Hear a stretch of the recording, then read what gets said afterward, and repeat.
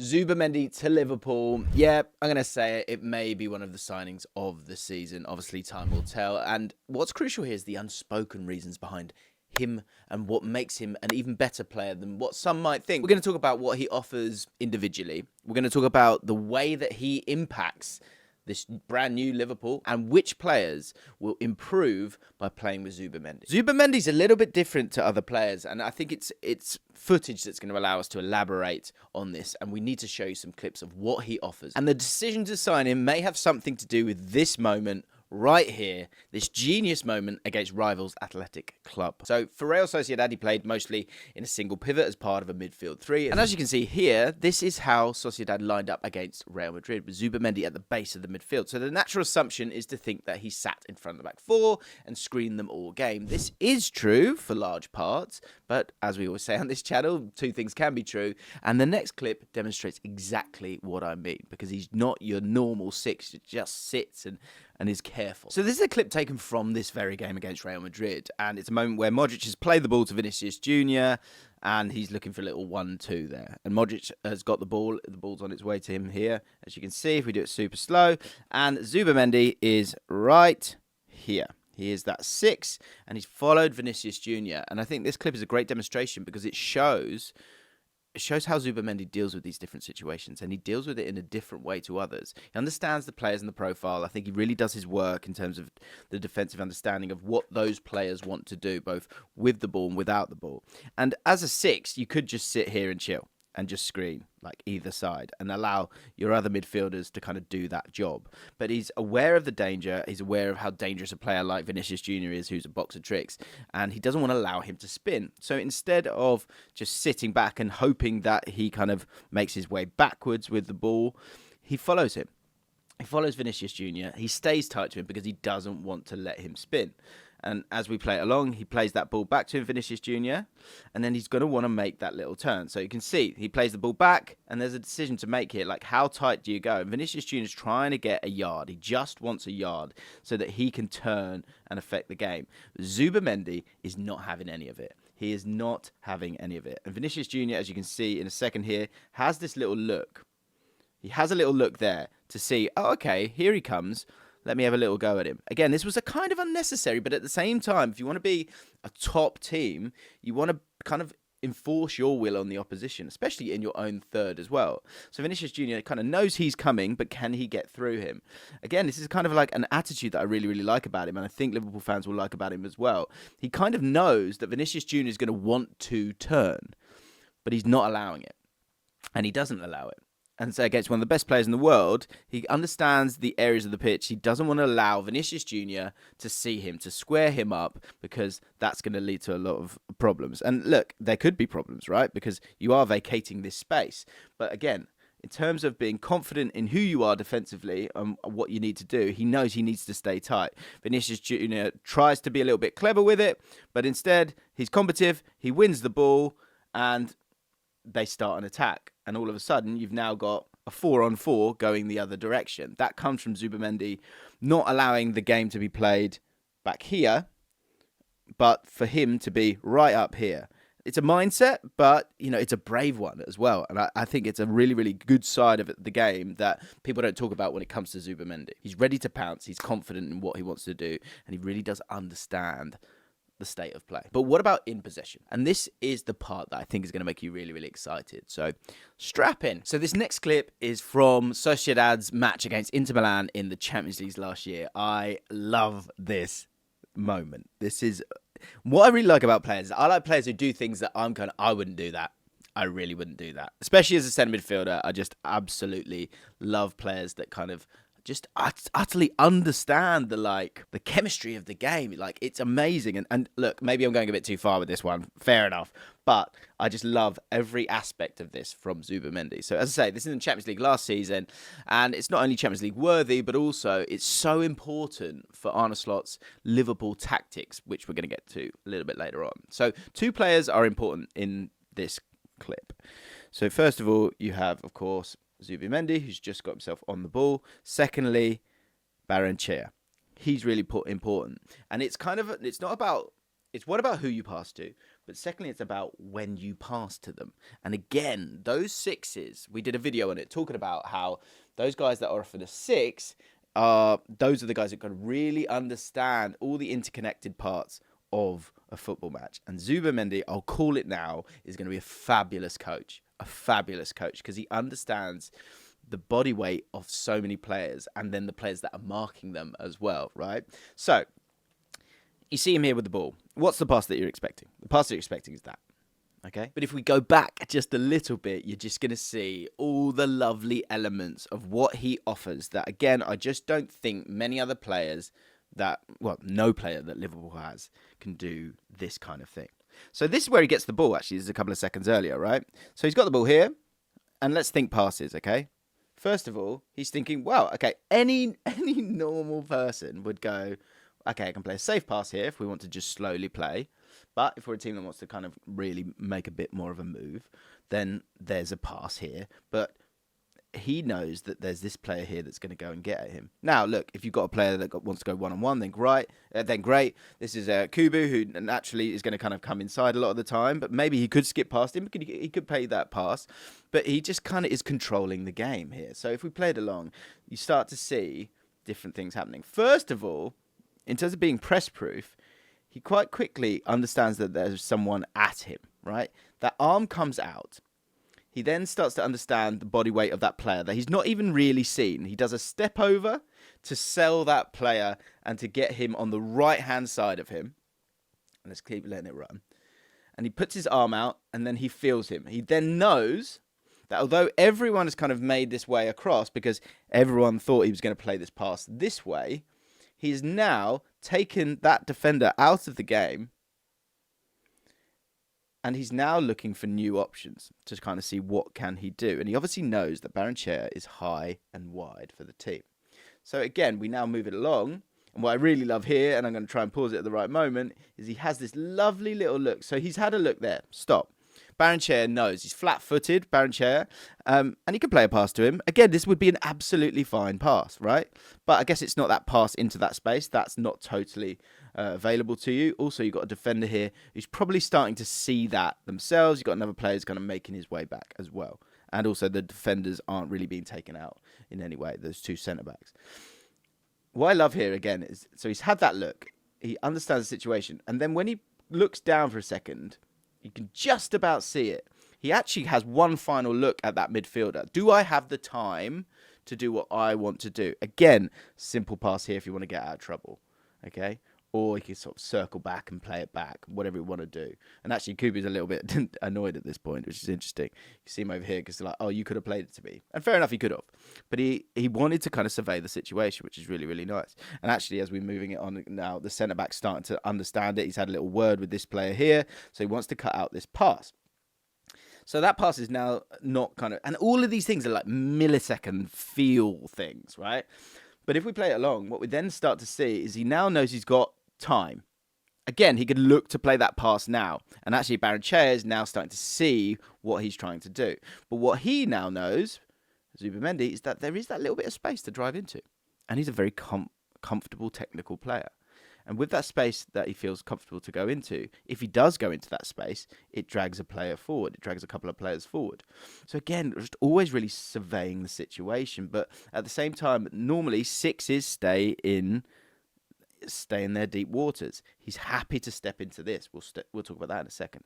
So as he then does move forward a little bit, let's play it along, it affects the flow of the game. He takes that one touch. And again, one touch is all it takes. Leave it. But what that does then is you've then dragged a player over here. This player doesn't want to come over here. And now all of a sudden, instead of picking up the ball here from a flat-footed position with the defence in a nice situation, you've now opened it up to play a more direct pass into the pathway of Barrenechea. And that's exactly what happens. He plays that pass. He's able to do that. And that's because of one touch to isolate that screening midfielder here, to create that passing lane for himself here, and to let Barrenechea to get on his bike as well. Fabulous midfield play. How to delay, when to delay, if to delay. That is something that Zubimendi has, which again is something that you're not really going to kind of see unless you're watching Zubimendi play. Right, remember this from the start of the video? Don't worry, we haven't forgotten about it. We think this is a bit of a key moment when kind of looking at clips of Zubimendi, and another great example, because there are only 2 people, see if you can spot who they are, that know what is coming next. I'll put an arrow on them. One is that man Zubimendi. The second is, the athletic club manager. He knows what is on its way. But to explain that, we need to go back a couple of seconds. So let's do exactly that. So in this moment here, you have a long ball, bit of a hoof. And again, Zubimendi is kind of aware of what's happening. And as you can see, I mean, it's really poor from an athletic club. But what he does by being proactive, and again, if we just pause it here, just to reiterate the point, not sitting here, but being that little bit higher up, looking to be tighter, which he does here, he is able to cut off a passing lane and he's able to get the ball. I mean, shocking pass, let's be honest, but he is able to stick his foot out and within 2 touches, massively affect the game, okay? So, that pass is made to him, he's been able to get it, there's a bit of fortune with that, absolutely. But first of all, the first touch is absolutely phenomenal. And again, an understanding of the opposition, but your players as well, is a massive thing. And in only 2 touches of the ball, he really affects the game. The first touch, cut out the pass, and this is what he does with the second pass. It's absolutely gorgeous. And it's inch perfect. It's absolutely inch perfect. He sees, he knows, Oyarzabal is on his way, but the weight of the pass, the understanding of where the ball needs to go to, is absolutely crucial here. Because, yes, Oyarzabal has that march on him, but you've also got Unai Simon on his way, and he is one of the best at sweeping, right? So it has to be perfect. You can't just hit that space with real venom. The pass appreciation's got to be absolutely spot on so that Oyarzabal can cut across, but the ball doesn't go too far for Unai Simon. And again, if you look at him, you can see Unai Simon is kind of flat-footed here because he's just not expecting the quickness of the pass from Zubimendi. And it's a little bit too late, and they score from this moment. So why is he perfect for Liverpool? We use the word perfect a little bit too much, generally, in this world, right? What he offers is just a very different, subtle profile that, again, they don't really have. This is a moment from Liverpool's 3-0 win over Manchester United in a pre-season game, and it's a moment that shows what the difference in having Zubimendi would do from an attacking perspective. So in this moment, Tsimikas has done really well. He's won the ball. And the ball's gone to Gravenberch. Gravenberch is playing as a bit of a defensive midfielder in it, a double pivot in this match. And Gravenberch then plays a pass to Carvalho. And that's fine, but I think it's worth noting in this moment, there's also a pass to Jota, nice and quick. Or if his body position is that little bit better, can he open up and play to someone like Harvey Elliott, who's desperate to get on the ball in that moment in time? And what happens next is where I think that inclusion of Zubimendi makes another difference. So in that initial stage, in terms of the pass before the pass, can that pass be better? The second part of it, if we move it along a little bit quicker, is this. You see Curtis Jones drop deep to come and get the ball. Again, look, this is absolutely fine as a passing lane. But in terms of being proactive, like we were speaking about earlier, Gravenberch, again, understandably, stays there, stays in that defensive role. But for more proactive teams that are confident, teams that want to just go and affect the game, and actually just want to cut down the space, it makes sense. Zubimendi, I think, steps into this area here. And if he steps into this area here, it opens up a lot of things. Be that a pass right here, or a pass to Harvey Elliott. Does it drag this player towards the play as well? And then does it give someone like Harvey Elliott, again, another opportunity to get himself on the ball? Because you've got Curtis Jones that you can trust. And again, this is one where that fear of losing the ball shouldn't be in the DNA of Liverpool to a point. They should be comfortable of keeping a hold of the ball and being able to deal with it. And so, again, stepping into this area here is something that Gravenberch doesn't think to do. Zubimendi would think to do, I think. Subtle differences like that can make a world of difference when turning possession into a chance at goal. But this next part is why the signing of Zubimendi really works and why it's perfect for what Arne Slot is building at Liverpool. And this comes from Mo Salah's goal against Arsenal in pre-season. So Kelleher's got the ball. They're trying to go over the press of Arsenal, which they do. It's a good pass from Kelleher, a bit direct to Jota. Jota deals with it very well, lays the ball off to Harvey Elliott. But the person that matters here is Mohamed Salah. Mohamed Salah is on his bike. He's still got the wheels, God bless him. The ball's dropped to Harvey Elliott. Harvey Elliott has that quality to see the pass, know that Salah is going to do exactly what he does and has done for a long time. Be direct himself, run into that space, and a goal results from this moment. And the reason why this clip is important here is the fact that from what we've shown you previously, you need as many of those players. This is what Arne Slot wants. He wants to be penetrative at the right time. So there's going to be times where you suck players in, but then you need to be able to see and understand the movement of your players and then be able to play the ball to those players quickly and effectively. More players that are capable of that means that you've got a stronger team, cohesion, and therefore your tactical execution is going to be of a higher level as well. And speaking of tactical execution, which players will thrive playing with Zubimendi, and why is the acquisition of Zubimendi more than just addressing the defensive midfielder issue? So in that game against Manchester United, this is how it was set up, on paper before the games occurred. But when we then move it into those average positions, you then really start to see A, what Arne Slot wants to do, B, why Zubimendi is really useful in this group, and how he has an impact on the players around it. Because I think he has an impact on players that do some similar things to him, but also players that are very different to him. He's very complementary, and I think it then leads to a shorter amount of kind of adaptation time for a player that's going to be such a key element. So, Gravenberch played in this position here, but when we turn it into sort of the average positions of how the game played out, it's actually a lot more like this. And Gravenberch and Jones were kind of playing in a bit of a double pivot here. Bradley kind of staying back and wide. But importantly, it wasn't that sort of natural six. But if we move out Gravenberch, and one thing I think that's really important with someone like Gravenberch is that if you are the opposition and he's got the ball, I don't think you think he's going to hurt you. And there is a ripple effect. Great podcast. Go check it out. I don't know if you've checked that one out. It's really good. Available absolutely everywhere. Probably put a link in the description, actually. But what I think I'm really trying to say is that when Gravenberch's got the ball, you're not worried about him, right? But if we move that around and take him out and we bring in Zubimendi, I think it changes a lot. Now, first of all, from, I guess, someone like Curtis Jones, right? And actually, obviously, McAllister as well is one of those players that are going to come back. Curtis Jones kind of stepped into this same lateral plane as Zubimendi, and that is something that Mourinho would do with Zubimendi at Real Sociedad. So from Zubimendi's point of view, that's something that he knows, he understands, but you've also got both players, as we've spoken about before, who, okay, if Jones picks up the ball, Zubimendi, maybe you need to step over here and understand the different areas of the pitch, which actually I could put up here. So there you go. Zubimendi kind of stepping into this area here despite being that six.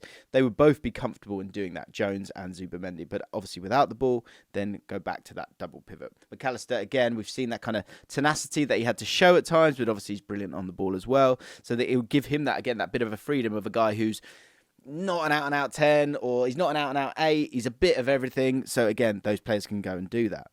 The other thing that I think is really important here is that the likes of Trent Alexander-Arnold, of course, coming back into the team. Like, again, is it one where McAllister steps up, Jota plays here, Zubimendi moves across, and Trent Alexander-Arnold's allowed to get into those areas of the pitch? So many options for them. And the other thing, we've shown how great Zubimendi is in terms of playing those passes, right?